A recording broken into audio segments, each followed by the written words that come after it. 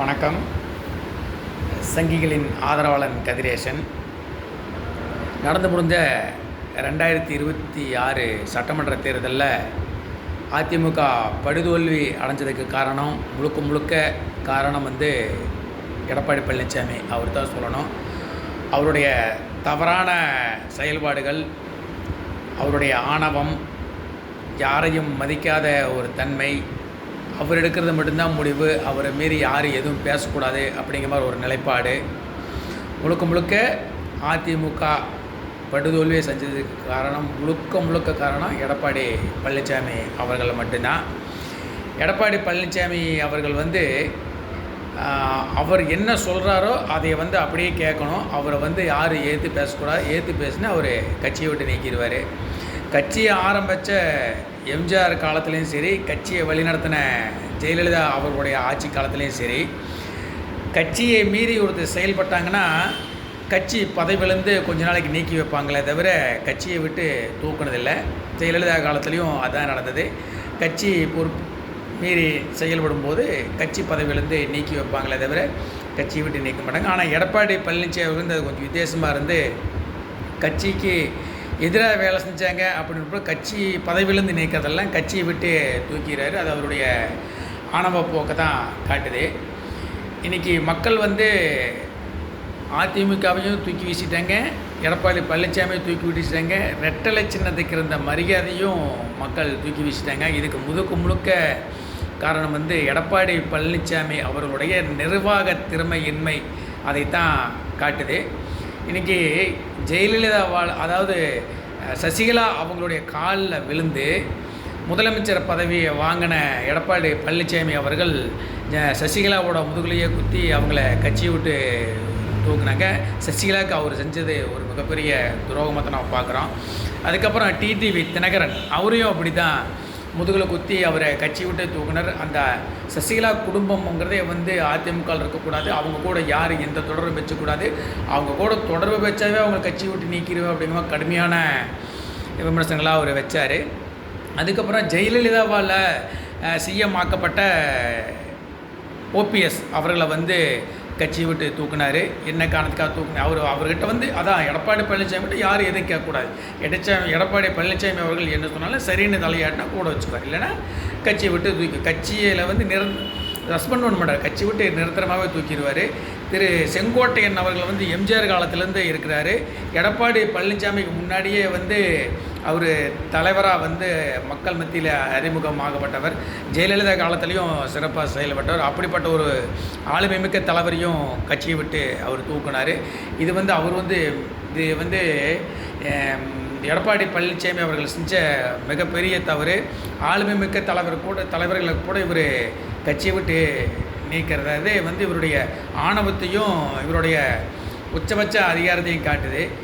இது என்னென்னு கேட்டிங்கன்னா, எடப்பாடி பழனிசாமி அவர்கள் முன்னுக்கு வரக்கூடாது அப்படிங்கிற நோக்கத்திலையும் அதிமுகவை அழிக்கணும் அப்படிங்கிற நோக்கத்திலேயே ஒருத்தர் பிளான் போட்டு எடப்பாடி பழனிசாமி அவர்களை ஆள் மனசுக்குள்ளே பூந்து நீங்கள் தான் அதிமுகவோட ஒட்டுமொத்த சக்தி, நீங்கள் இல்லைன்னா அதிமுகவே கிடையாது, நீங்கள் நினச்சிங்கன்னா பிரதமர் மோடி அவர்களையே பதவி விட்டு தூக்கிடலாம், டொனால்ட் ட்ரம்மையவே நீங்கள் பதவி விட்டு தூக்கிடலாம், அந்தளவுக்கு ஆள்மை உங்களுக்கு இருக்குது அப்படின்னு சொல்லி போட்டு எடப்பாடி பழனிசாமி மனசுக்குள்ளே மனசுக்குள்ளே யாரோ ஒரு விதையை விதைச்சிட்டாங்க, ஒரு மாயை விதைச்சிட்டாங்க. அந்த மாயையில் தான் எடப்பாடி பழனிசாமி அவர்கள் இந்த ஆட்டம் போட்டுட்ருக்கிறாரு.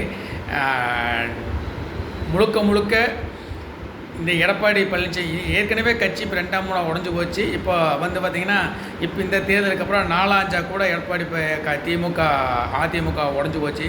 இப்போ சிவி சண்முகம் அவர்கள், எஸ்பி வேலுமணி அவர்கள், நத்தம் விஸ்வநாதன் அவர்கள் ஏதோ ஒரு 30 எம்எல்ஏக்கள் வெளியே வந்திருக்காங்க. அதுக்கு காரணம் அவங்களுடைய முன்னெச்சரிக்கை அப்படின்னு கூட சொல்லலாம். இத்தனை பேர்த்து கட்சியை விட்டு நீக்கணுங்க. வருங்காலத்தில் இந்த மாதிரி சிவி சண்முகம், எஸ்பி வேலுமணி, நத்தம் விஸ்வநாதன் இவங்க எல்லாம் கட்சி விட்டு தூக்கிறதுக்கு நிறைய வாய்ப்புகள் இருக்குது. கண்டிப்பாக அவங்களும் ஏதாவது ஒரு காலத்தில் ஒரு எதிர்வினையோ இல்லை கட்சிக்கு நல்ல விஷயத்தையோ ஏதாவது சொன்னால் அதெல்லாம் சொல்லக்கூடாது. அவங்களையெல்லாம் இந்த கட்சி விட்டு தூக்கிறதுக்கான வாய்ப்புகள் நிறையாவே இருக்குது. அதனாலேயே முன்கூட்டியே அவங்க இனி இவங்க கூட இருக்கக்கூடாதுன்னு அவங்க கட்சி விட்டு வெளியே வந்தாங்க. கட்சி விட்டு வெளியே வந்தது நல்ல விஷயந்தான். ஆனால் அவங்களுடைய நிலைப்பாடு தாவேக்காக்கு போயிடலாம் அப்படிங்கிற மாதிரி ஒரு முடிவு பண்ணியிருக்காங்க. அது வந்து எனக்கு சரியான ஒரு முடிவாக எனக்கு தெரியல. என்ன காரணம் அப்படின்னு கேட்டிங்கன்னா, பாஜக அதாவது 70 வருஷம் ஆட்சியில் இருந்த காங்கிரஸ் கட்சியை வந்து இந்தியாவிலே இல்லாமல் துடைத்து எறிஞ்ச கட்சி பாஜக.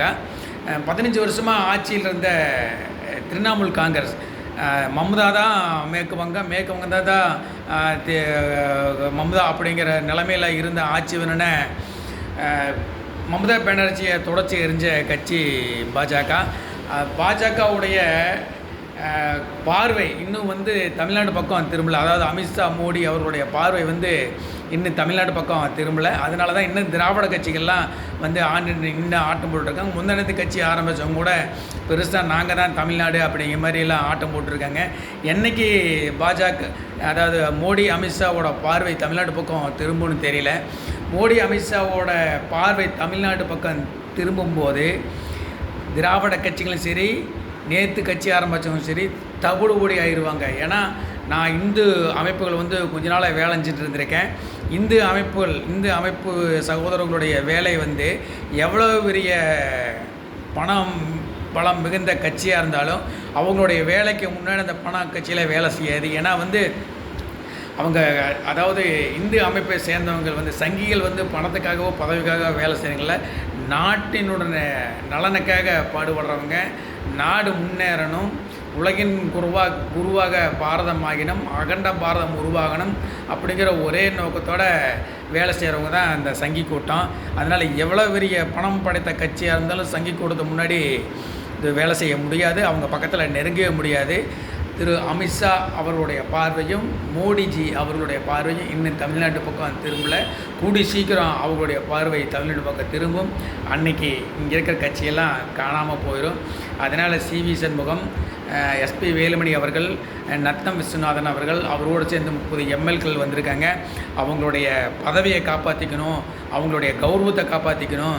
அவங்க வந்து இந்த பழைய அதிமுகவில் எப்படி கெத்தாக இருந்தாங்களோ அதே மாதிரி கெத்தாக இருக்கணும் அப்படின்னு ஆசைப்பட்டாங்கன்னா பாஜகவில் போய் அவங்க இணைஞ்சிக்கிறது வந்து நல்லதுன்னு என்னோட யோசனை. ஏன்னா அதுக்குண்டான கௌரவம் அவங்களுக்கு கிடைக்கும், அந்த பதவிக்குண்டான கௌரவம், அவங்க அந்தஸ்து அது அப்படி இருக்கணும். ஏன்னா தாவேக்கா கட்சியில் போய் சேர்ந்தாங்கன்னா நான் தான் சொல்கிறேன், பாஜகவுடைய பார்வை தமிழ்நாடு பக்கம் திரும்பும்போது தாவேக்காவில் தவிடுபொடி ஆயிரும், அட்ரஸ் எல்லாம் போயிடும்.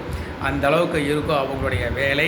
ஆனால் ஒரு தடவை பாஜக தமிழ்நாட்டில் ஆட்சியை பிடிச்சின்னா 20-30 வருஷத்துக்கு பாஜகவை தமிழ்நாட்டிலேருந்து அசைக்கவே முடியாது. இது வந்து வரலாற்று உண்மை.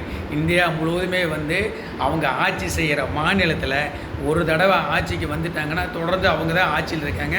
இதை வந்து தமிழ்நாடு மக்கள் மன்றம் இந்தியாவில் உள்ள அனைத்து மாநிலங்களும் பார்த்துட்டு இருக்காங்க. இன்றைக்கி 33 மாநிலத்தில் வந்து 21 மாநிலத்தில் பாஜக தொடர்ந்து ஆட்சி பண்ணிகிட்ருக்காங்க. ஒவ்வொரு தேர்தலையும் அவங்க தான் ஜெயிச்சுட்டு இருக்காங்க. கூடிய சீக்கிரம் வெகு விரைவில் அதாவது மேற்கு வங்கத்தை முடிச்சிட்டாங்க. அடுத்து அவங்களுடைய பார்வை வந்து தமிழ்நாடு பக்கத்தாக திரும்ப போகுது.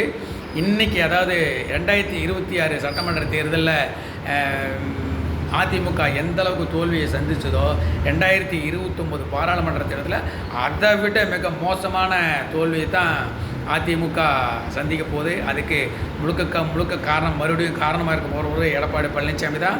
மக்கள் வந்து அதிமுகவை தூக்கி வீசிட்டாங்க. அந்த ரெட்டலை எம்ஜிஆருக்காக ஆரம்பித்த அந்த ரெட்டலை சின்னத்தை தான் மக்கள் பெருசாக அமைச்சிட்டாங்க. அந்த ரெட்டலை சின்னத்தையும் தூக்கி வீசிட்டாங்க. அந்த அதிமுகவிலேருந்து வெளியே வந்த அமைச்சர் பெருமக்கள் அவங்களுடைய அந்தஸ்து வேணும், கௌரவம் வேணும், பெருமை வேணும். அதே பழைய அந்தஸ்தோட கௌரவத்தோடு இருக்கணும்னா பாஜகவை தேர்ந்தெடுங்க. அதுதான் அவங்களுடைய வருங்காலத்துக்கு நல்லது. அதிமுக அப்படிங்கிற கட்சி அழிவின் விளிம்பில் இருக்குது. அந்த கட்சியை முடிச்சு கட்டாமல் எடப்பாடி பழனிசாமி ஓய மாட்டார். அந்த கட்சியை முடிச்சுட்டு தான் அவர் வெளியே போவார். அவர் வெளியே போகிறக்குள்ளே இன்னும் எத்தனை பேர்த்த கட்சியை விட்டு நீக்குவார்னு தெரியாது. கடைசியில் அவருக்கே தெரியாமல் அவரோட பேரையே அவர் கட்சியிலேருந்து நீக்கிடுவார். அந்த மாதிரி ஒரு மனநிலையில் தான் அவர் இருக்கிறாரு. அந்த மனநிலைக்கு அவர் யார் கொண்டு வந்தாங்கன்னு தெரியல. அதான் சொல்கிறேன், உலகத்திலேயே மிகப்பெரிய தலைவர் நீங்கள் தான் அப்படின்னு அவரோட ஆள் மனசுக்குள்ளே போய் எவனோ நல்ல ஒரு மனப்பக்குவத்தை உருவாக்கிட்டான். அந்த மாயையிலேருந்து அவர் வெளியே வரல. அவர் வெளியே வரவும் மாட்டார். அதிமுகவை சுத்தமாக முடிச்சு கட்டிட்டு தான் அவர் வெளியே வருவார். அதனால் அதிமுகவை காப்பாற்றணும் அப்படிங்கிறது வந்து ரொம்ப சிரமம். அதாவது அந்தஸ்து, கௌரவம் வேணும் அப்படின்னு நினைக்கிறவங்க, ஆசைப்படுறவங்க அதிமுகவை விட்டு முன்னாடியே, அதிமுகங்கிறது ஒரு கட்சி மக்கள் புறக்கணிக்கிறதுக்கு முன்னாடி அந்த கட்சியை விட்டு வெளியே வந்து அந்தஸ்து, கௌரவம் வேணும் அப்படின்னு நினைக்கிறவங்க பாஜகவில் இணைஞ்சிக்கங்க. அது என்னுடைய கட்டாயம் இல்லை. நான் சொல்கிறது என்னென்னா, ஏன்னா வரலாற்று நிகழ்வுகள் நம்ம பார்க்குறோம். அதிமுக இன்றைக்கி இந்தியா முழுவதும் ஆட்சி பண்ணிகிட்ருக்காங்க. ஒவ்வொரு கட்சியும் அவங்க எப்படி ஓரம் கட்டிகிட்டு இருக்கிறாங்க. மாநிலத்தில் பல வருஷமாக ஆட்சி பண்ணிட்டு இருக்கிற மாநிலத்தில் எல்லாம் எப்படி அவங்க ஆட்சியை பிடிச்சிக்கிறாங்க, ஆட்சியை பிடிச்சதுக்கப்புறம் அவங்களுடைய ஆட்சி எப்படி திறமையாக நடக்குது, மக்கள் அவங்களை எந்தளவுக்கு ஆதரிக்கிறாங்க அப்படிங்கிற நம்ம பார்த்துட்ருக்குறோம். அதுக்காக வந்து என்னோடய இந்த தாழ்மையான கருத்தை நான் வைக்கிறேன். ஜெய்ஹிந்த், வணக்கம்.